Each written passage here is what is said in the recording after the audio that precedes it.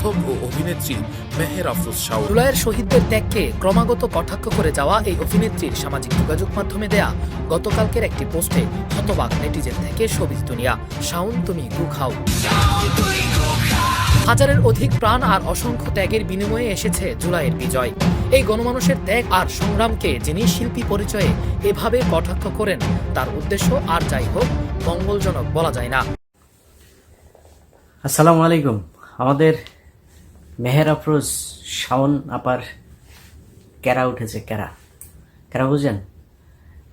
যৌবনে 60 বছরের এক ব্যাটারে জমি জায়গার লোভে বিয়ে করলে ক্যারা তো থাকবেই। সেই ক্যারাই তিনার এখন উঠেছে।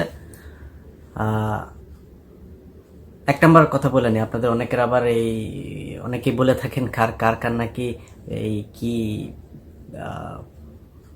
ওই যে ক্রাশ ট্রাশ বলে না, কি বলে যেন, এর অনেকের নাকি ক্রাশ আছে। তো এই বেটিরে আমি সরাসরি দেখছিলাম হুমায়ুন আহমেদ মারা যাওয়ার পরে এক সাক্ষাৎকার আনতে যায়।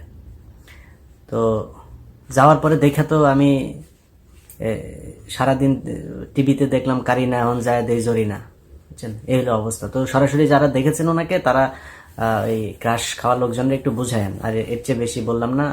আল্লাহ সবাইকে সুন্দর করে বানিয়েছেন, আলহামদুলিল্লাহ। সমস্যাটা যেই কারণে ওনাকে নিয়ে আমি অনেক সময় অনেককে ব্যক্তিগতভাবে আক্রমণ করার কারণ হচ্ছে কোনো কিছুই ব্যক্তিগত না। আপনি যখন রাষ্ট্রীয় বিষয় নিয়ে কথা বলবেন তখন আপনাকে রাষ্ট্রীয়ভাবেই আপনাকে করা হবে, ওইটার সবকিছুর জবাব দেওয়ার জন্য আপনাকে কথা। অনেক মানুষ আছে না যে তার ব্যক্তিগত জীবন কি ওইটা নিয়ে কথা বলে। আরে বেটা, ব্যক্তিগত জীবন তুই ওই যে নিজামি, তারা বলা হয়েছে কোন এক জায়গায় হরিণ দিয়া কোন মেয়ে মানুষ দিয়া টিয়া তারপরে কিচ্ছা কাহিনী সাজানো হয়েছে না, সাইদিকে নিয়ে সাজানো হয়েছে না, মুজাহিদকে নিয়ে সবাইকে তো সাজানো হয়েছে। এইভাবে সবার সাথে নারীকে ঢুকিয়ে দেওয়া হয়েছে। মিথ্যা কথা বলে তাদেরকে সাজানো হয়েছে। সত্য কথা বলতে সমস্যা কোথায়? আপনি ব্যক্তিগত বলে কোনো কিছু নাই। আপনি যখন কোনো সাধারণ বিষয় নিয়ে কথা বলবেন, যেটা পাবলিক বিষয়, ওইটার বলতে গেলে আপনাকে পাবলিকলি ট্রান্সপারেন্ট থাকতে হবে। নিজে ট্রান্সপারেন্ট না হয়ে এত পকপকানি করার কিছু নাই। ওনার সব শেষ একটা পোস্ট নিয়ে আপনাদেরকে কথা বলার জন্য আসছি। গত কয়দিন ধরে উনি খুবই উত্তেজিত, ক্যারা খুব বেশি উঠেছে। তো সরাসরি যাওয়ার পরে দেখার পরে তার কেউ ক্যারা মজাইতে পারে না। সোশ্যাল মিডিয়ার ছবিটা দেখায় একটু ক্যারা মজায় আর কি।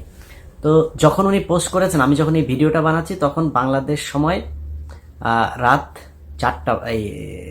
12টা বাজে। তো এই যে পোস্ট করেছেন, পোস্ট করার পরে তিনি সেখানে রাসেলের প্রতি তার একটু দরদ উঠেছে। রাসেলের 60তম আপনার জন্মদিনে উনি খুব আবেগঘন এক করেছেন।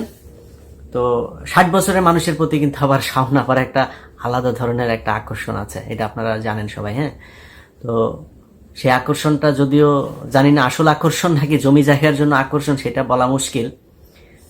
আমার মনে হয় জমি জায়গার জন্য আকর্ষণ। কারণ হুমায়ুন আহমেদ যখন মারা যাওয়ার সময় শাওন আপা মাজার ভাইয়ের সাথে যায় হোটেলে ছিলেন। হ্যাঁ, নিউ ইয়র্কে এসে হোটেলে ছিলেন মাজার ভাইয়ের সাথে উনি, আর ভদ্রলোক অসহায়ের মতো শেষ দিনগুলো পার করেছেন। তো আমার ধারণা হুমায়ুন আহমেদের জীবনের যে পাপ ছিল, সেই পাপের প্রায়শ্চিত্ত হয়েছে এই বদমাইশ মহিলাকে দেয়া। শেষ বয়সে এসে উনি মিডিয়ার সামনে দেখিয়েছেন নানান ধরনের কান্নাকাটি করে, তারপরে অভিনয় তো পারেন, অভিনয় করে দেখিয়েছেন যে হুমায়ুন আহমেদের প্রতি তার বিশাল ভালোবাসা। তারপর অনেকে মনে করতে পারেন যে হুমায়ুন আহমেদের পরে উনি এখনো বিয়ে করেন নাই, তাহলে বোধহয় আসলেই ভালোবাসতেন। আরে বেটা, বিয়ে করবে কে? যে বিয়ে করলে তো সামনে যায় দেখবে, দেখলেই তো বুঝবে যে কারিনা না জরিনা। বিয়ে তো কেউ করে না, এই কারণে উনি বিয়ে করেন। আপনার মনে করেন না ভালোবাসা থেকে বিয়ে করেন? যারা খায় মাগনা খাইতে তো ধরেন দেখতে কেমন হইলো এটা সমস্যা না, এইভাবেই খাচ্ছেন ওনাকে। আর টাকা পয়সা কিছু আছে, সুগার মাম্মি হয়ে এখন তো সুগার নানি হওয়ার বয়স হয়ে গেছে। তো সুগার নানি এখন ধরেন করে এই পোলাপান নিয়ে টিয়া টাকা পয়সা দিয়ে হয়তো পয়সা তো কামিয়েছেন, হুমায়ুন আহমেদের সব তো দখল করেছেন অর্ধেক ভাগ নিয়ে। যাক, উনি সেখানে এইসব নিয়ে আলাপগুলো কেন আসলো সেই কারণটা আপনাদেরকে বলি। তার সেই ফেসবুকের পোস্টে গোলাম সারোয়ার অনিক নামে এক ভাই একটা কমেন্ট করেছেন। কমেন্টে তিনি লিখেছেন যে সাদে হেলিকপ্টার থেকে গুলি খাওয়া রিয়ার ব্যাপারেও আপনার এমন পোস্ট চাই। অর্থাৎ ওই ভদ্রলোক যেটা বোঝাতে চেয়েছেন যে তিনি এই যে রাসেলের যে আবেগঘন এই শাওনের নিচতলা আপনার ভিজে যাওয়ার যেই পোস্ট তিনি করেছেন, সেই পোস্ট অনুযায়ী যেই আবেগ দেখিয়েছেন, ওই রিয়ার ব্যাপারেও তিনি সেই আবেগটা দেখাতে চান। অর্থাৎ রিয়া নামে যে ছোট্ট বাচ্চাটাকে র্যাপ গুলি করে মেরেছে সেটা নিয়ে। সেখানে শাওন সাথে সাথে সেটা রিপ্লাই দিয়েছেন যে বলেছেন যে এখানে আপনার চাওয়া পূরণ করার দায়িত্ব নিয়ে আমি বসি নাই, আপনি অপরিচিত একজন হয়ে অন্যের পোস্টে এসে পকর পকর করা বন্ধ করে দেন, ধন্যবাদ। তো আপনি তো নিজের পাবলিক ফিগার মনে করেন, তো আপনি পাবলিক ফিগার, আপনি একজন সেলিব্রিটি, আপনার মতো সেলিব্রিটি হুমায়ুন আহমেদের কাছে নিচতলা ভাড়া দিয়ে তারপরে এক সেলিব্রিটি হয়েছেন। আপনার মতো সেলিব্রিটিরা আর কোথাও কেউ জায়গা দেয় না। আপনার মতো এরকম একজন বিখ্যাত সেলিব্রিটি যখন পোস্ট করবেন, পাবলিক তো আইসা তারপরে আপনাকে কমেন্ট করবে, তাই না? আমাদের পোস্টে কমেন্ট করে না, কমেন্ট করলে আপনাকে হয় জবাব দিতে হবে, না আপনি তারে বকা দেন, যেটা দেন সেটা দেন, কোনো সমস্যা নাই। আপনি বললেন যে এখানে এসে করার আপনি কে, মানে ওনাকে আপনি অন্যের পোস্টে পকর পকর করা বন্ধ করেন। পকর পকর করা বন্ধ করবে মানে কি? কিসের জন্য পকর পকর? আপনি পোস্ট করেছেন, পোস্টে জবাব দিবে না, সেটাই দিয়েছে। যাই হোক, এই হচ্ছে গিয়ে তার পোস্টে। এরপরে তিনি বলেছেন, উইসেল আবার কিছু কথা বলেছেন, সেটারও আবার তিনি জবাব দিচ্ছেন।